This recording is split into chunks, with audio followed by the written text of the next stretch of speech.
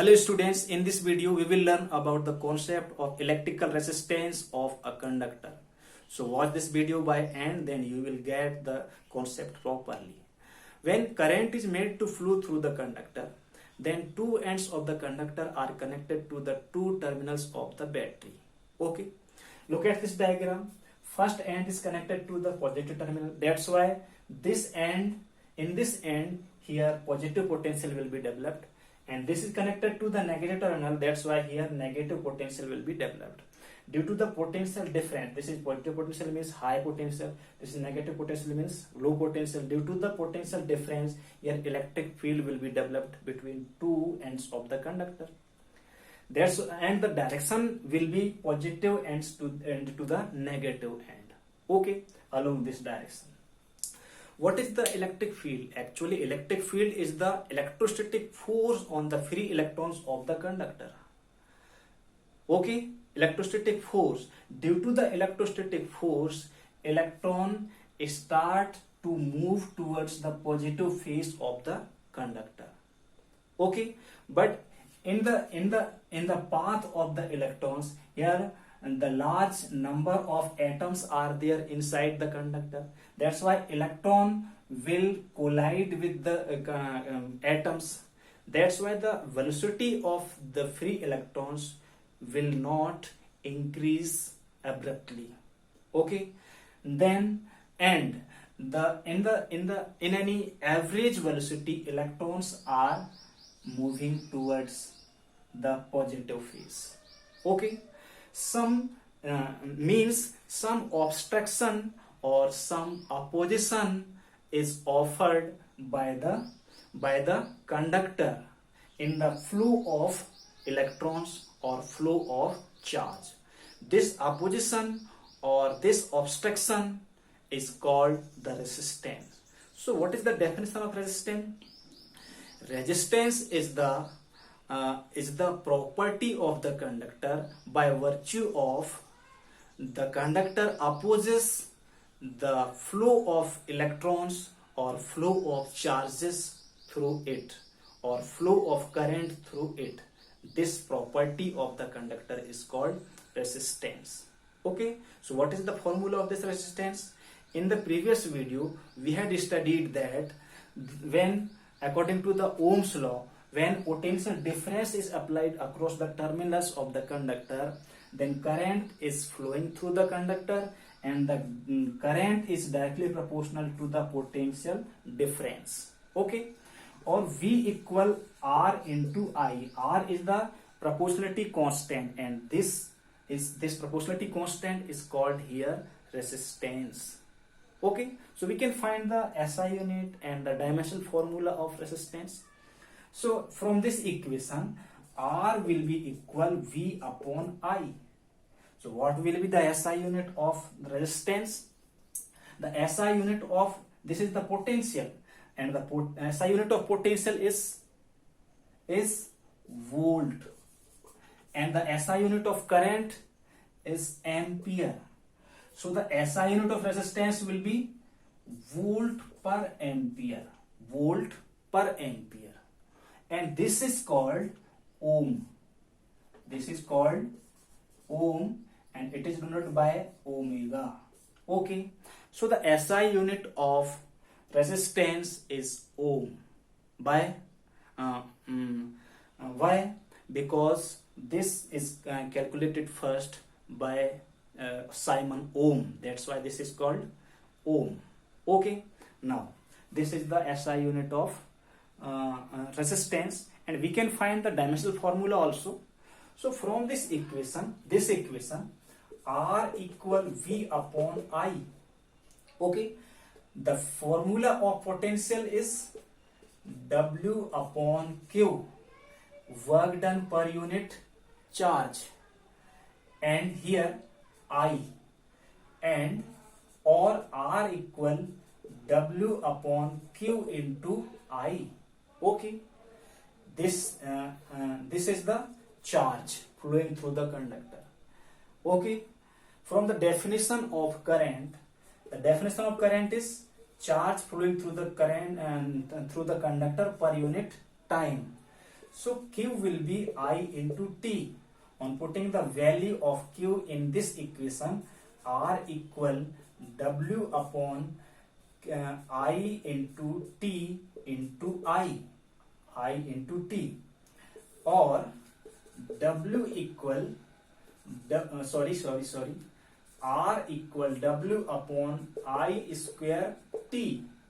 Okay, now the dimensional formula of work done is capital M L square T minus power 2, and the dimensional formula of current ampere, and here is square of ampere, and the dimensional formula of time here T.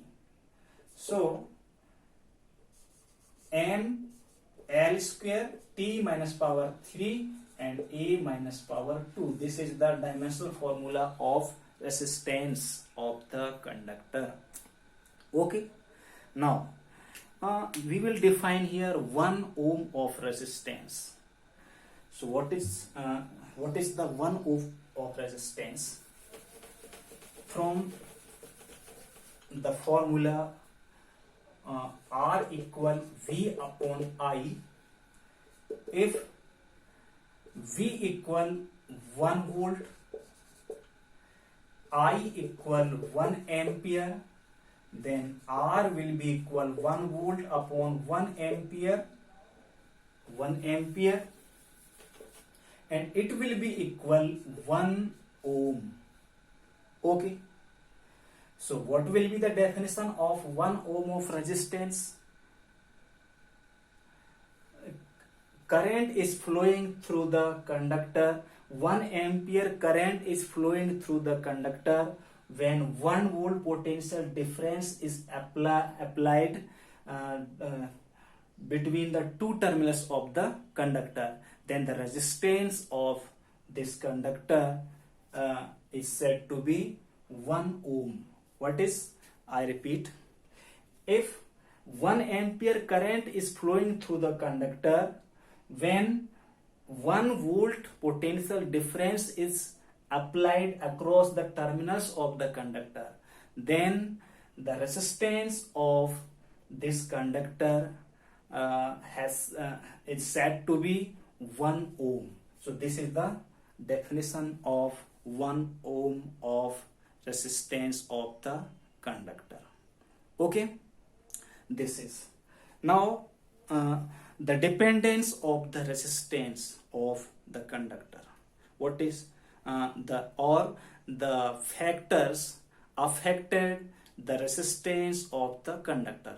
What are the factors? So we have to know about the factors. You know, in the previous video we had derived the formula R equal M N E square tau and L upon A. Okay, here M is the mass of free electrons, N is the number of free electrons per unit volume of the conductor, E is the charge of the elementary charge particle, means charge of 1 electron, and tau is the relaxation time of free electrons. Okay, L is the length of the conductor, and A is the cross sectional area of the conductor. Okay, so here M is constant, but here and E is also constant. So R is proportional to L, means the resistance of the conductor is directly proportional to the length of the conductor. If length is increased by 2 times of initial length, then the resistance will be increased by 2 times of the initial resistance of the conductor. Okay, now this is the first, and second, this is the cross sectional area. So the resistance is inversely proportional to the cross sectional area or the area of the cross section from this equation. Okay, it means when the cross-sectional area is increased, resistance decreases.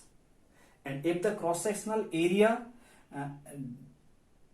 increased, the resistance decreases, and cross-sectional area increases, then resistance will decrease.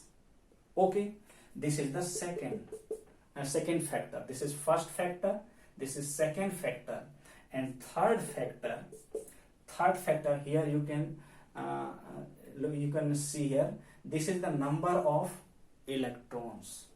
Okay, so R is inversely proportional to the number of electrons per unit volume of the conductor. Okay, if the number of electrons per unit volume of the conductor is increased, then the resistance decreases. Okay, and if the number of electrons per unit volume decreases, resistance increases. So for the different materials, here number of electrons per unit volume is different. Okay, that is means the nature of the conductor is different for different conductor. Okay, it means the resistance of the conductor depends on the nature of the conductor. Okay, now if this is the and fourth point, here tau is the relaxation time of free electron. So the resistance here, fourth point, resistance is inversely proportional to the tau or relaxation time. What is the relation between relaxation time and the resistance of the conductor? Here tau is the relaxation time. What is the relaxation time? Relaxation time when electron he starts from here and reaches here and collides with this atom. Okay, so the time taken between two successive collision, is called relaxation time. If the electron starts moving from here and collides with this atom, so the time taken between two successive collision is called the relaxation time. Okay, if the temperature is increased of this conductor, then electron will get the energy and the velocity of electron will increase. Okay, when velocity of electron will increase, then electron will reach from here to here in less time. So time will decrease. When the time will decrease between two successive points, means the relaxation time decreases when the temperature of this conductor is increased. Okay, that means here tau in increasing the temperature, tau decreases. Tau is inversely proportional to the R. That's why resistance will increase. Conclusion is that when temperature is increased of the conductor, then resistance is increased. Resistance will also increase. Again, here this is the relaxation time. Relaxation time, when temperature is increased, the relaxation time decreases. When the relaxation time decreases, resistance increases. Means when temperature is increased, resistance of the conductor decreases. This is the fourth factor of the conductor. Okay, so these four factors are affecting the resistance of the conductor. Okay, understood? Okay, thanks.